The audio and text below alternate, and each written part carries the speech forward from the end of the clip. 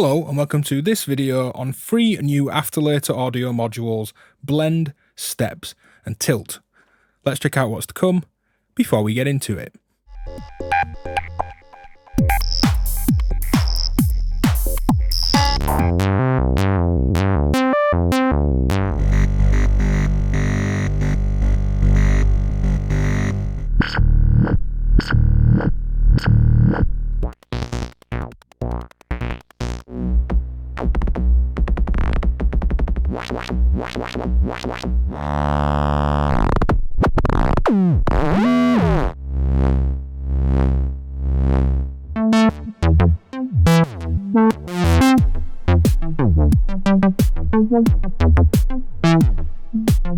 Now right up front, I'd like to thank Afterlater Audio for sponsoring this video. And I'd also like to say that this is a video looking at the 3 new modules collectively. In the following weeks, we'll have a deep dive, in-depth look at each of the 3 modules. And if you'd like to ask questions, have some input on what I patch and what's in that video, do leave a comment here about blend, steps or tilt, and I'll try to include that in the deep dive videos that come on each module individually. Now, blend is a CV utility that can attenuate inputs. It can use that signal to CV control VCAs across 2 channels, so 2 VCAs there. And then we have a blend section with min and max logic, a comparator, and a blend of the 2 channels. We also get a blend of VCA 1 and 2 there as well. Steps is a burst generator that can loop. It creates random gates and stepped random voltages that can be random or looped in an 8-step pattern. We can trigger this and have it loop continually, or leave it in burst mode where it will need a trigger to be activated. There's an onboard variable clock that passes to the trigger section, but you can clock that separately, take the clock out, trigger the burst, and we get a pulse output that is active while the sequence section is. So if you just wanted 8 steady clocks, we can trigger that, get them out, and then move that around the rest of the system. We have a gate output that is active while this burst is happening. So if loop is on, it's continuously high. If burst is on, it's on for those 8 random or looped steps before it turns off. There's also an EOB, end of burst output, which is great if you want to chain that across into other modules or another steps module to create a call and response between the 2 of them. Tilt is a function generator, and by the very nature of function generators, that means it can be an LFO, an oscillator, a slew, an envelope, and a whole host of things. We have rise and fall time with shape control, a gated input that allows us to add sustain, which goes that step further than basic 2-stage envelopes from most function generators. We have an attenuated output, bipolar looping mode, unipolar looping mode, a slew and ADSR mode, voltage control over rise both stages or fall separately, gate outputs that are active in that rising or falling stage, and our main output. So even though this is a kind of introduction video, there's 3 modules that can do a hell of a lot. So there's quite a lot of patches to get through. There's a timing index on screen if you'd like to skip around. Please do as you see fit. And let's dive in. So here's something more abstract from these afterlater audio modules. Bit of delay. And some drums. And it's just something that a bit more interesting, abstract and a bit more experimental, but it's interesting to push these into this territory and find these quirky little audio tones.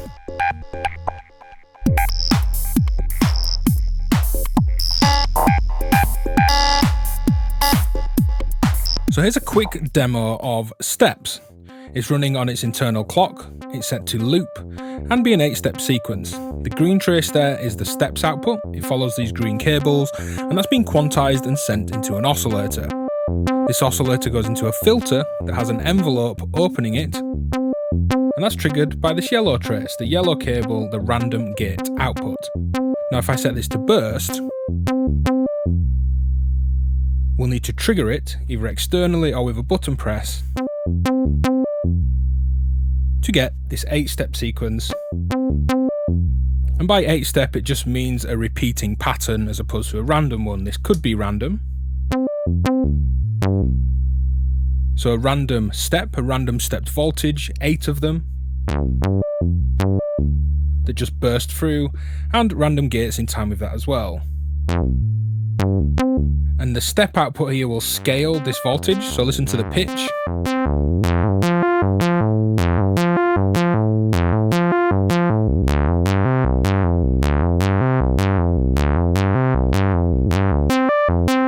We can invert that random voltage. You'll see the shape will invert. The end of B or EOB, end of burst output, gives me a very short trigger right at the end of this burst. Now it's hard to see that on data, so I'm going to leave the gate patched in. You'll notice as this stops, the gate will go down, and this is going to trigger a VCA with some noise into some reverb. So you can use that end of burst output to chain into other things. I could chain steps into another steps and have this cycling call and response of random or looped patterns.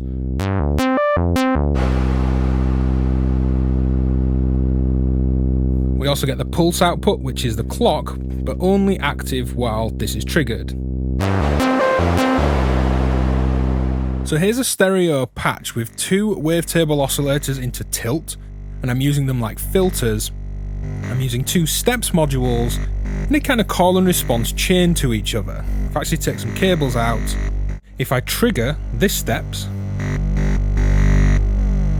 this one modulates this tilt, and they're panned hard left and right. Now if I take the end of burst output from this one and trigger the next one, as soon as this finishes it will trigger the next steps. And they're both just set to be entirely random.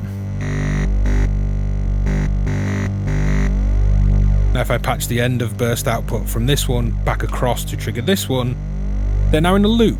I trigger this, its end of burst triggers the next one, its end of burst triggers the next one, and you'll see these two patterns happen on these different traces on data, and you'll hear them on these left and right hand sides of this patch.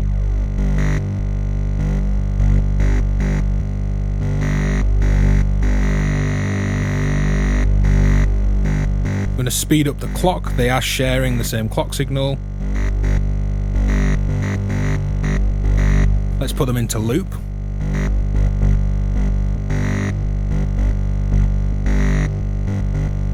And it's this interesting stereo call and response rhythm. Let's go back to random.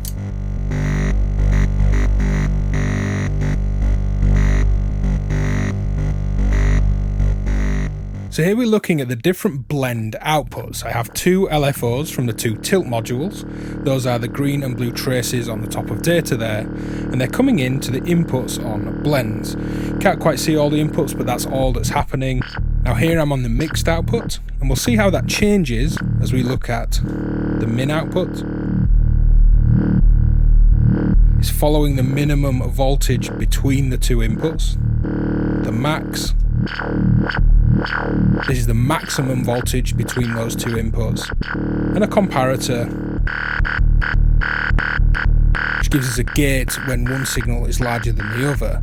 Now to compare them, I've got a pink trace too. So here's the mixed output, blending the two together, and you can see yellow compared to pink. The pink is the max output, and they're slightly different.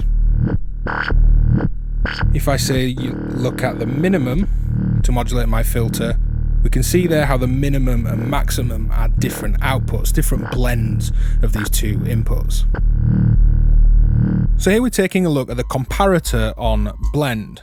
And I'm using the comparator to gate an ADSR, so it's dependent on the gate length, it will sustain longer or shorter. And I'm comparing two signals on input 1 and 2. The cables match the traces, and we can see this blue input, the top channel, is a basic LFO shape, just cycling round. Now there's nothing into channel 2, so this is giving me an offset voltage. And as you can see, when the blue channel isn't above the green channel, we don't get an output. Yellow trace there shows us the comparator output, the gate that's controlling my envelope. And that's controlling the VCA level of this sound into some effects. So as I drop this,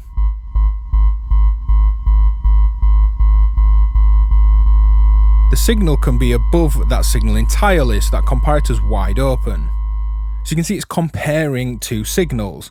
Now this is a static offset because there was no input on channel 2, but I could simply add another LFO. And when that blue trace there, channel 1 is higher than channel 2, we get a gate output on that comparator.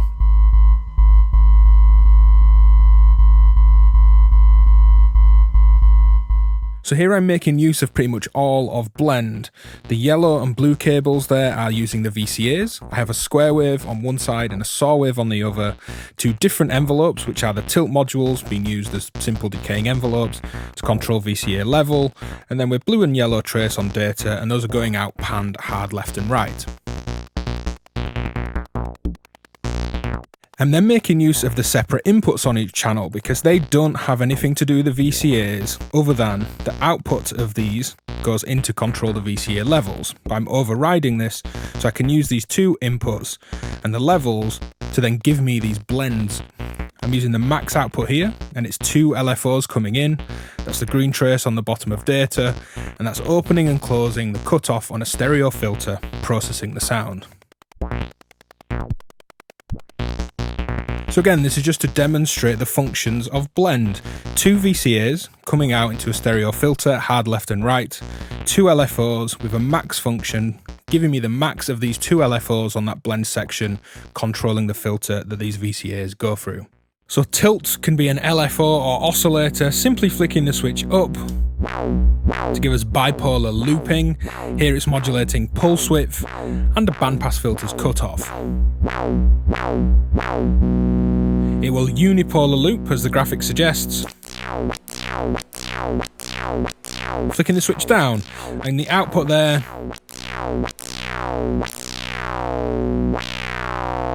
let's make this a bit faster. We'll scale through 0 and invert that voltage too.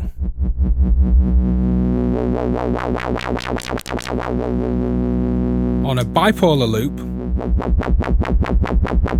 if I make say a falling exponential decay, inverting it will actually invert the wave shape. And I'll just play around with the rate of rise and fall and the shape controls.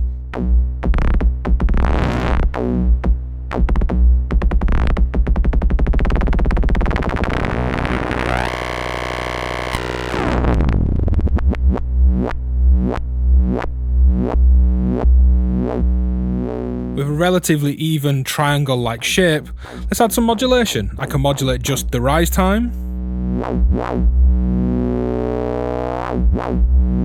I could modulate just the fall time.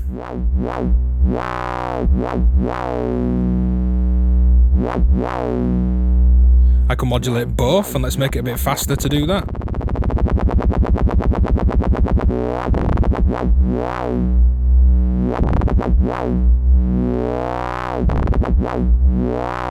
And of course, blend is a nice addition for any attenuating you may want to do of any modulation inputs. So here's my base LFO shape. I'm going to add the gate in. You can see that's giving us this raising positive voltage as if it's kind of gating an envelope that's adding into this looping. But we can also add sustain to that. To really start to get some interesting shapes. Just changing the length of the gates here coming in.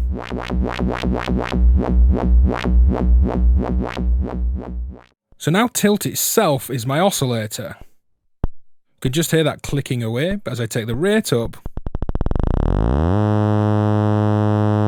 and I'll adjust at the scope. We can play with wave shape, with rise and fall. Get saws.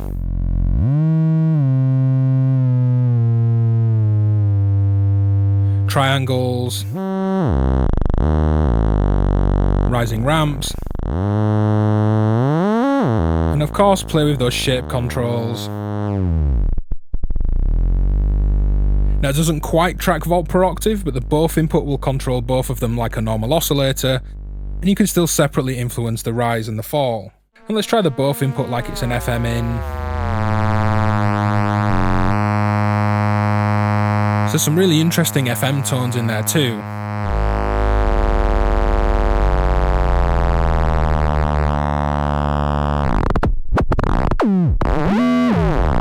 We can also use tilt like an envelope in the normal middle switch mode into the gate in.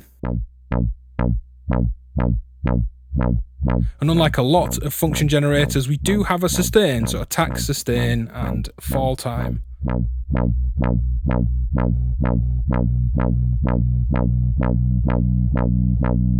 So we're getting more standard ADSR like shapes out of that as well.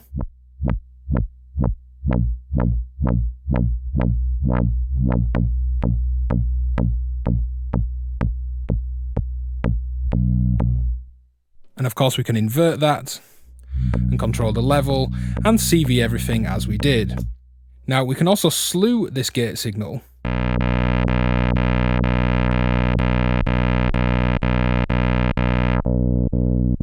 Adjust its level.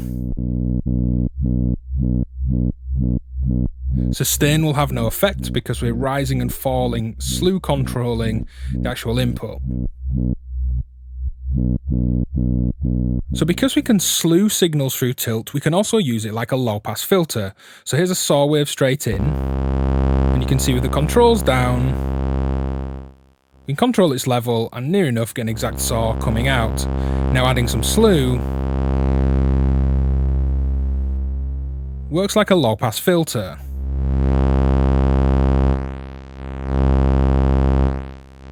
But unlike a low-pass filter that would be slewing audio as opposed to CV, but slewing evenly across rise and fall times, we can do that separately on tilt. So if I add an LFO to both controls,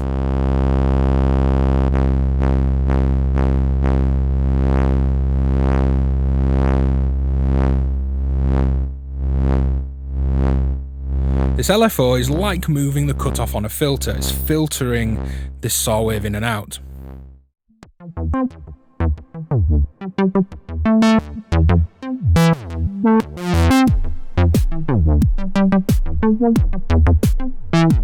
So that's been an introductory look at the new modules Blend, Tilt and Steps. As I said at the start of the video, an in-depth look at each one of these modules will follow in the coming weeks. So feel free to leave a comment requesting specific patches or asking questions about those modules, and some of that will be included in the videos that follow. Hit like, subscribe, go to patreon.com/DivKid to support my work, and I'll see you next time. Cheers!